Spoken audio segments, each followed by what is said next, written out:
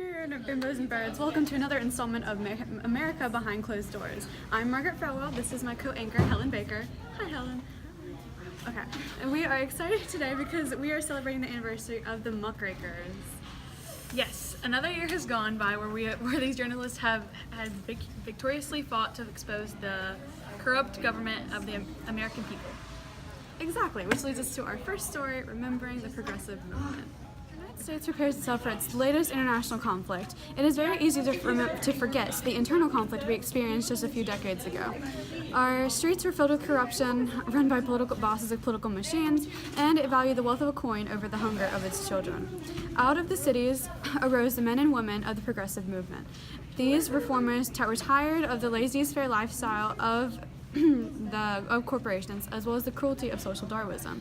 Thus, they took on the ideas of social justice and turned to the United States from a cold, individualistic nation to one of social empathy and collectivism. Thus, these journalists fought corruption by exposing the inner workings of corporations to the people. For example, Ida Tarbell published a series of magazines, followed by a 2-volume book on her own personal study of the Standard Oil Trust.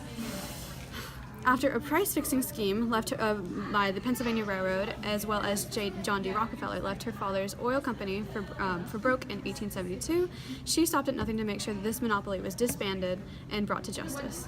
Another muckraker was Danish immigrant Jacob Riis. He showed the world the typical life of a poor immigrant laborer living in New York City. His 1890 book, How the Other Half Lives, brought to light the filth, poverty, and unhealthy conditions of the slums. Inspired by these writers, next came the settlement house movement. In 1889, social worker Jane Addams opened the Hull House in Chicago, in which she and her middle-class workers could selflessly dedicate themselves to helping immigrants learn to love the United States and adapt to the culture. They taught immigrants English, and they even taught them how to create their own middle-class lifestyles. As more women joined the workforce, as well as joined the movement for reform, they created women's clubs. In 1892, the General Federation of Women's Clubs, for example, promoted activities for the local community, such as planting trees, supporting local schools, libraries, and hospitals. All in all, the goal of responding to political corruption and working to affect social change in cities were the most successful because, in the end, these men and women were able to obtain state and federal laws that finally regulated daily life. Because of their efforts, women and child labor was regulated so they could no longer be overworked. Food and drug industries were finally regulated so that no one would get sick, and houses were regulated so less people would live in slums. So thanks to them, our lives were made safer. Thus, we should never ever forget these reformers.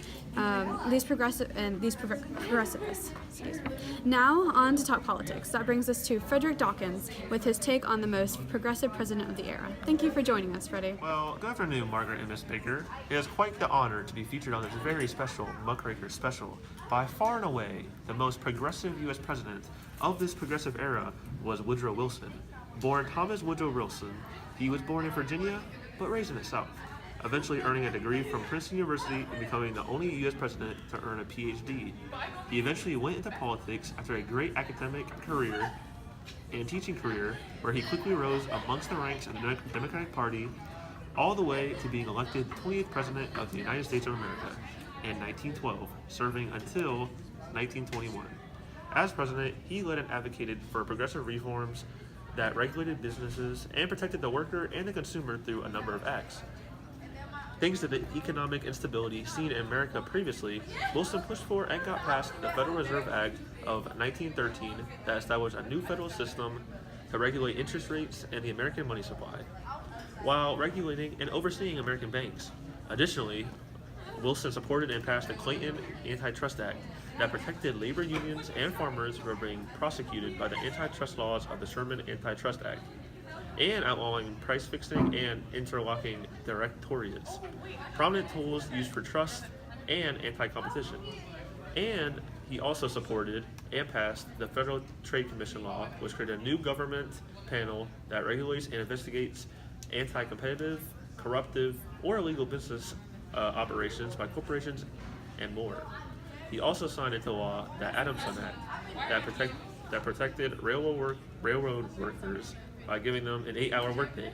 He also protected American farmers and workers with the signing into law of the Underwood-Simmons Act of 1913 that put into place the graduated income tax back into law and lowered American tariffs significantly.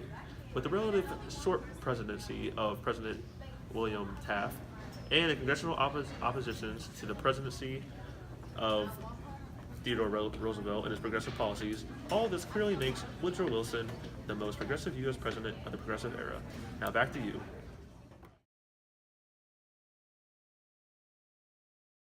Now on to Doris Simmons with a surprise guest from this movement. But before that, here's a word from our sponsor.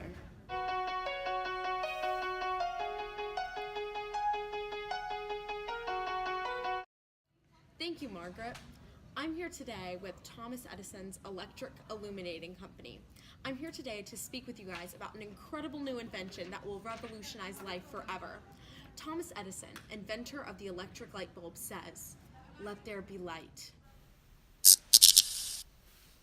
bring this all to you today, and I bring the outward spread of cities and urbanized people to travel and go as you please. This is the next big thing, and we will have gained control over light in homes and offices independent of time and day. Now on to an interview with Thomas Edison himself, the man, the myth, and the legend. Now to you, Edison. Thomas, how would you best describe the invention to the American population? We will make electricity so cheap that only the rich will burn candles. What effects do you believe the light bulb will have on the future? Social effects will become clearer. You will have the power to gain control over light in homes and offices, independent of the time of day. And the electrical light brought networks of wires into homes and offices, making it relatively easy to add appliances and other machines. Low-cost lighting and nationwide electrification will become fundamental parts of 20th century America. How does the invention of the light bulb advance and continue the growth of the Gilded Age? It stimulated a lighting industry that quickly spread through cities and towns across the country, and it helped establish a need for large central stations, beginning with Niagara Falls. Ironically, since these stations rely on alternating currents for efficient long-distance transmission, they would lead to the abandonment of Edison's direct current systems in most applications. Mr. Edison, how do you feel about your invention? I feel pretty accomplished. Are there any direct effects we will see on the light bulb on the labor unions of the Gilded Age? The invention of light bulbs increased the production of factories by letting them produce and make goods during the night, increasing the amount of hours they can produce materials. As well, the ability to work more during the night would be one of the factors leading to the formation of labor unions.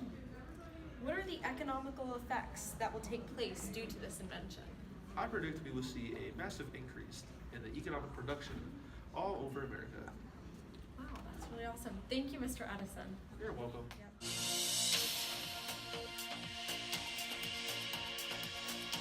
Hi, I'm Doris Simmons, and today we'll be speaking with Lincoln Stephens, a reporter and a previous muckraker from New York. Hey Doris, thanks for having me. Here's some background information on Mr. Stephens. Stephens was born in San Francisco, California on April 6, 1866. After attending the University of California, he then left to Paris where he would study psychology. After studying in Paris, Mr. Stephens then returns to America in New York City in 1901 and discovers corruption amongst political machines, involving politicians and businessmen who were seeking for special privileges. In that same year, when Mr. Stephens became editor of the McClure's magazine, he started to publish a series of articles, The Shame of the Cities, in order to expose political corruption in American cities.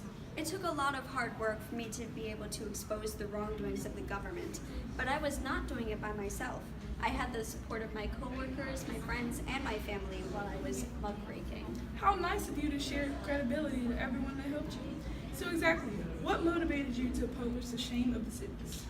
Well, I am a journalist, and it is my job to reveal the ugly truth to America. Voters did not vote. They were intimidated by their local government into voting for something they did not support, and the citizens should know the role of the government. The government is here to protect the people. You are absolutely right, and we need more people like you who are brave enough to take action and speak out against political corruption in order to make a change. Let me tell you, I'm fascinated by your work and I read it all the time. In one of your articles in The Shame of the Cities, you speak of the political machine in Philadelphia, and you say, there is no figure of speech.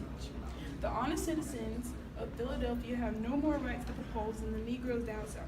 You also say the machine controls the whole process of voting and practices fraud at every stage. Would you care to elaborate in order for the audience to gain a clear understanding? Of course I can.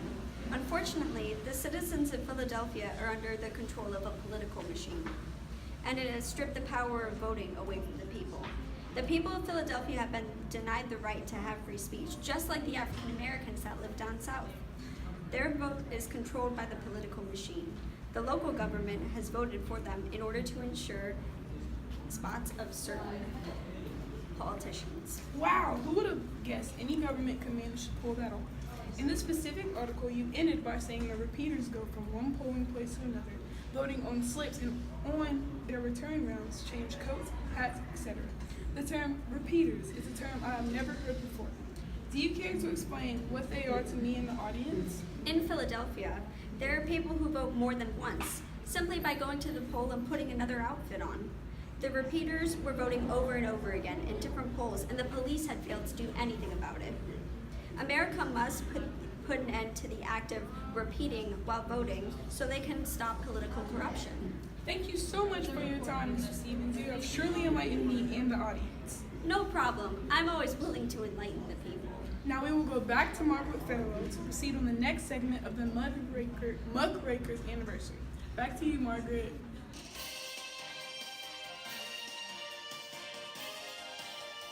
This just in, an African-American man has been killed during today's protest in front of the White House. Activists have been planning this protest for months now. Many have said it is due to the recent lynchings, race riots, and denial of basic rights. The National Association of Advancement for Colored People, otherwise known as the NAACP, organized this protest. As the protest went on its own, it said the altercations broke between protesters and police. The unfortunate and sad result of one altercation was the death of an unknown African-American man. As soon as we have more information on this, we will be sure to report it. The officer involved has not yet been named and is taken in for questioning. Many have already been conversing on how much of an uproar this will cause with African-American rights activists. We will report to you as soon as we can. Back to you, Margaret. And now an ode to Teddy Roosevelt, our Muckraker anniversary. Hope that you all enjoyed this episode, and we hope that you all continue to live on the progressive movement. Bye.